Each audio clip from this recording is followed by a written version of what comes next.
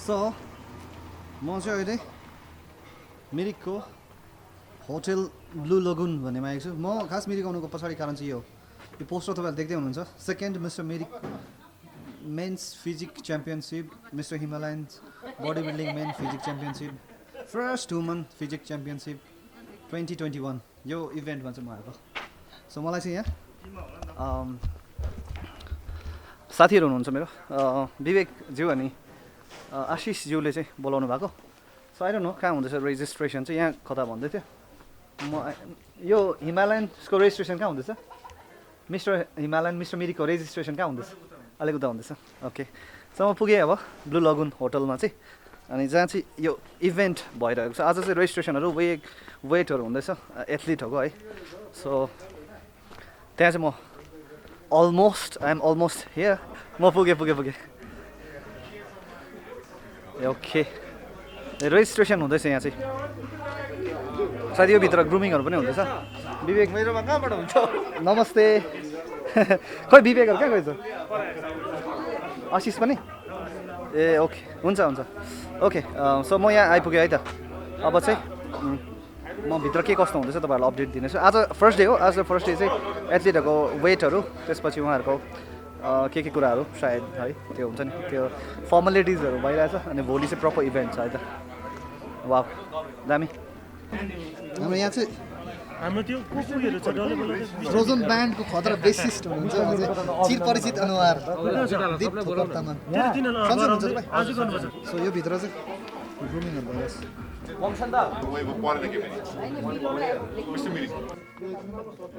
तपाईँ यहाँ साइन गर्नुहोस् ल।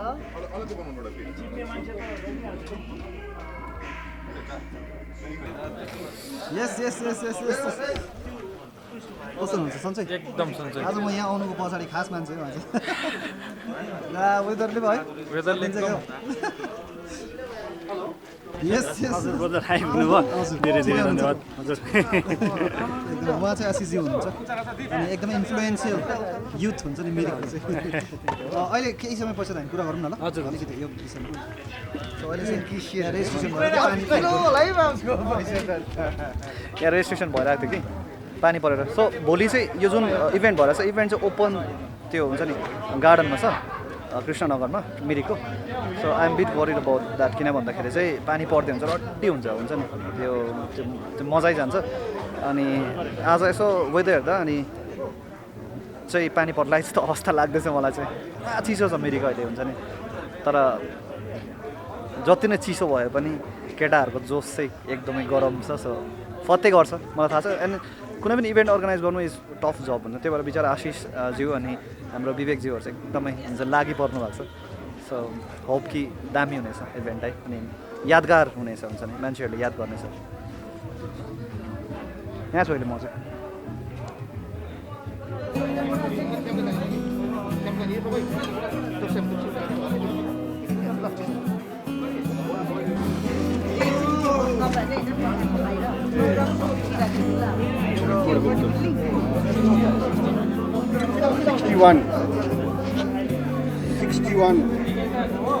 Sixty-one भाइ हुन्छ।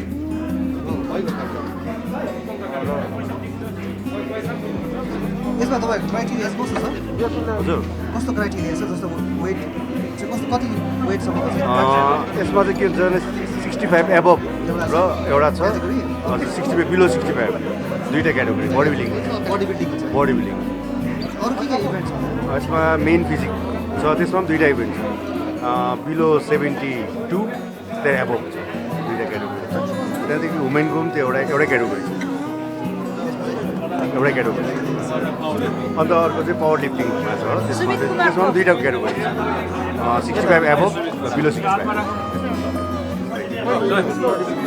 त्यतिकै आऊ तिमी।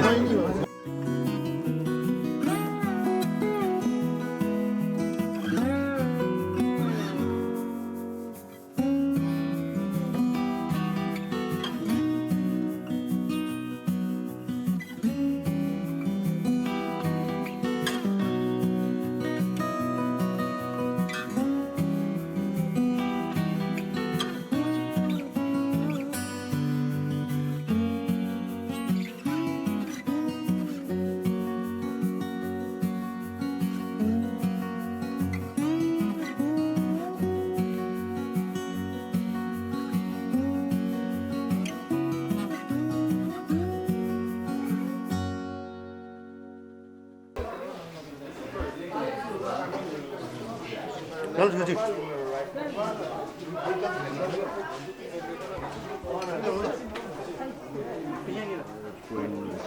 अलिक छोड अलिकति अलिकति ट्रेक गऱ्यो भने चाहिँ सो खोल न कहाँ कति कति कति कति बुझ्नु मिल्दैन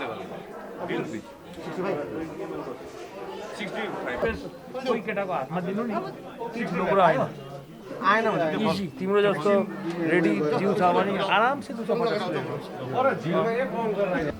सो अहिले पनि म यहाँ ब्लू लगुन होटलमै छु जहाँ चाहिँ रेजिस्ट्रेसन भइरहेको छ त्यो जुन कम्पिटिसन भइरहेको छ मिस्टर हिमालयन मिस्टर मिरिक च्याम्पियनसिपको अनि अहिले मसँग एकजना भाइ हुनुहुन्छ जो चाहिँ इज फ्रम गोकबाट आउनुभएको है अनि भाइ चाहिँ मलाई एकदमै इन्सपायरिङ लाग्यो किन भन्दाखेरि चाहिँ सायद यो यत्रो कन्टेस्टहरूमा हुन्छ जति पनि एथलिटले भाग लिँदै हुनुहुन्छ एथलिटले भाग लिँदै हुनुहुन्छ भाइ मात्र अरू जसले चाहिँ सेल्फ ट्रेन गरेर आउनुभएको छ हुन्छ नि भाइको नाम के हो साहिल योगी साहिल योगी भाइ चाहिँ गोकबाट है हजुर भाइले आफै सिकेको हो मतलब आफै एक्सर्साइजहरू आफै गर्नुहुन्छ कुनै जिमसँग एसोसिएट छैन भाइ छैन आफ्नै सानो जिम छ गाउँमा हजुर त्यहीँ सिकेको हजुर अन्त मतलब जिम एथलिटहरूले त अब डाइट्सहरू पुरा हुन्छ नि भन्छ अब होइन अन्त यस्तो दामी भाइको फिजिक पनि दामी रहेछ मन पऱ्यो मलाई अनि कसरी मेन्टेन गर्नु डाइटहरू चाहिँ के लिनुहुन्छ भाइले यो अब नर्मल डाइटै हुन्छ अब अन्त अब अलिकति चाहिँ कोही बेला अन्त अब यो कन्टेस्टको लागि चाहिँ अलिकति आफूभन्दा सिनियर दाहरूसित सोधेर के खानुपर्ने कसो गर्नुपर्ने त्यही लिएर अन्त अब मिलाएर यताउता तानतुन गरेर तानतुन पारेर कति कति कति कति घन्टा प्र्याक्टिस गर्नुहुन्छ भाइले कति घन्टा गर्नुहुन्छ जिम हुन्छ नि नर्मल डेमा नर्मल डेमा 2.5 hours जस्तो 2.5 hours र पनि यो मेन्टेन अलट हुन्छ नि दामी मेन्टेन गरेको छ ल गुड लक छ है भाइ ल थ्याङ्क यू एकदमै राम्रो गर्नु ओके म भाइलाई चाहिँ एकदमै मजाको लाग्यो कुरा अझै भाइ अब क्यामेरामा त्यही हो साई हुन्छ अलिकति होइन तर बिहाइन्ड द क्यामेरा चाहिँ मजाले भन्नुभयो कि आफै सिकेको आफै गाउँमा एउटा सानो जिम छ ट्रेन गरेको भनेर अनि यस्तो एथलिटहरू चाहिँ हुन्छ नि आई रेस्पेक्ट अनि सेल्युट पनि गर्छु किनकि यहाँ भन्नुपर्दा यो जति पनि कन्टेस्टमा आउँदैछन् प्रायः सबैजना मेरो हिसाबमा चाहिँ एउटा जिमसँग एसोसिएट भएको होइन एउटा प्रो ट्रेनरहरूले ट्रेन गरेको एथलिटहरू हुनुहुन्छ तर उहाँ चाहिँ आफै हुन्छ नि आफै ट्रेन गरेको द्याट्स वाट वी वान्ट हुन्छ नि यस्तो कन्टेस्टहरूले जस्तो मौका दिन्छ so I really want to thank हुन्छ नि यो हिमालयन जिमलाई जसले चाहिँ यस्तो दामी कन्टेस्ट गरेर चाहिँ हाम्रो हिडन ट्यालेन्टहरूलाई लिइरहेको छ अगाडि हुन्छ नि द्याट्स वाट वी निड क्या दिस ब्युटिफुल मिरिक अनि भनेर अहिले होइन हौ मेरोबाट अहिले तपाईँ मेरो भ्लगमा हुनुहुन्छ यो भ्लग हामी भर्खर मात्र यहाँनिर मिरिक आइपुगेका छौँ विशाल छेत्रीसँग अनि पाल्मुसँग and we are treated with this hot tea and you know that Mirik is one place I so love है मिरिकको मानिसहरू एकदमै राम्रो छ अनि मिरिक जुन प्रकारले अहिले सोसियल मिडियामा छाइरहेको छ this all credit goes to this like you know young people यस दाले एकदमै राम्रो कुरा गर्नुभयो त्यो चाहिँ मलाई पनि लाग्छ क्या मिरिक चाहिँ हिजो सोसियल मिडियामा चाहिँ सबैभन्दा बेसी छाएको छ अनि तपाईँहरू जस्तो आशिष होइन म त मिरिकको होइन तपाईँहरूको team means like young team like young team छ really making a difference and hats off to Ashish for organising this like you know one of the biggest events in the hills भनौँ न एकदमै राम्रो छ हाम्रो दाजु चाहिँ निर्मल मगर इज फेमस मान्छे हो उहाँ चाहिँ खतरा मान्छे हो मेरो डान्स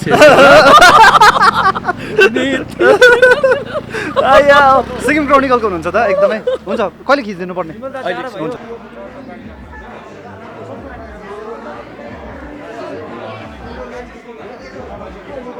यस्तो चिसोमा चाहिँ हाम्रो दाजु टी सर्टमै हुनुहुन्छ यहाँ के हो यस्तो डर लाग्छ सोध्दिनु ल भक्कु भनिदिन्छु म And I'm the strongest contender भोलिको म त मै लाने हो first price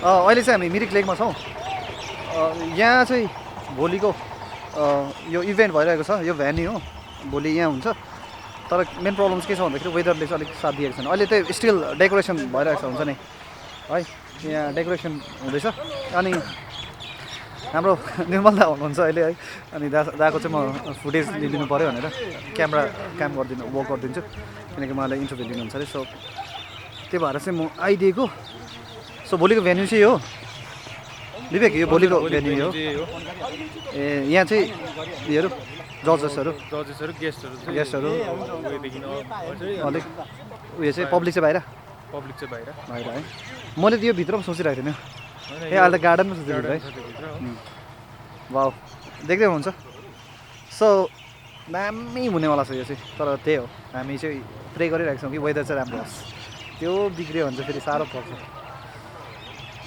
so Mirik लेकको famous इन्द्रेणी ब्रिज त्यहाँ छ आज चाहिँ तर हो त खराब छ हुन्छ नि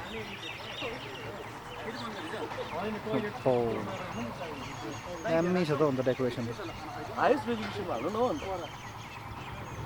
Nepal the selfie in this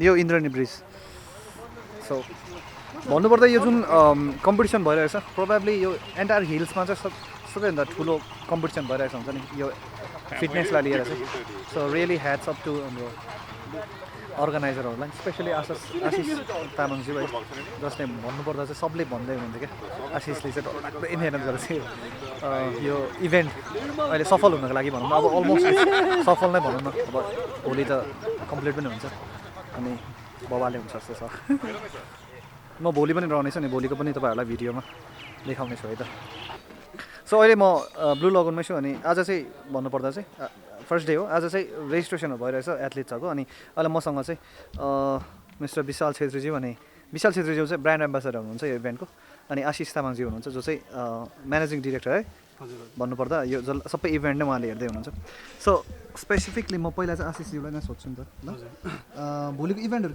के कस्तो रहेको छ त खास हुन्छ नि मेन एट्र्याक्सनहरू चाहिँ के हो भोलिको हाम्रो मेन एट्र्याक्सन चाहिँ बडी बिल्डिङ नै हो है त्यसमा क्याटेगोरिजहरू छ अनि म्यान फिजिक्स है Himalayan man physics Himalayan body building है मिस्टर मिरिक वुमन्स फिजिक अनि यसपालि चाहिँ हामीले strong man and strong women पनि एड गरेको छौँ ओके यो त सेकेन्ड सिजन हो है तपाईँले फर्स्ट सिजनबाट सेकेन्ड सिजनमा आउँदा कतिको हुन्छ नि विशेष गरेर मान्छेहरूको अवेरनेस कतिको देख्दै हुन्छ फिटनेसलाई लिएर चाहिँ यो त अब हाम्रो मिरिक हेर्दाखेरि चाहिँ है अब ओभरअलमा हेरेर मिरिकमा चाहिँ धेरै चेन्जेस आइसकेको छ अनि जब हामीले स्टार्ट गरेको थियौँ त्यति बेला अब यहाँनिर जम्मै एउटा जिम चलिरहेको थियो है अहिले हाम्रो लगभग 6देखि 7वटा जिम भइसकेको छ अनि योपालि हाम्रो मिस्टर मिरिकमा पनि कन्टेस्टेन्टहरू धेरै बढिरहेको छ त्यही कारणले हामीले यसपालि इभेन्टहरू बहुत थपेको छौँ है नट ओन्ली बडी बिल्डिङ हामीले फेसन सो सिङ्गिङ डान्सिङ है अनि हाम्रो अरू आर्टिस्टहरूलाई पनि यसमा मुसेर हामीले एउटा यो मेगा इभेन्ट नै गर्ने सोचेका छौँ एकदमै अहिले चाहिँ म विशालज्यू तर्फ आइरहेको छु है नमस्कार ओके उहाँ चाहिँ ब्रान्ड एम्बेसडर हुनुहुन्छ अनि मलाई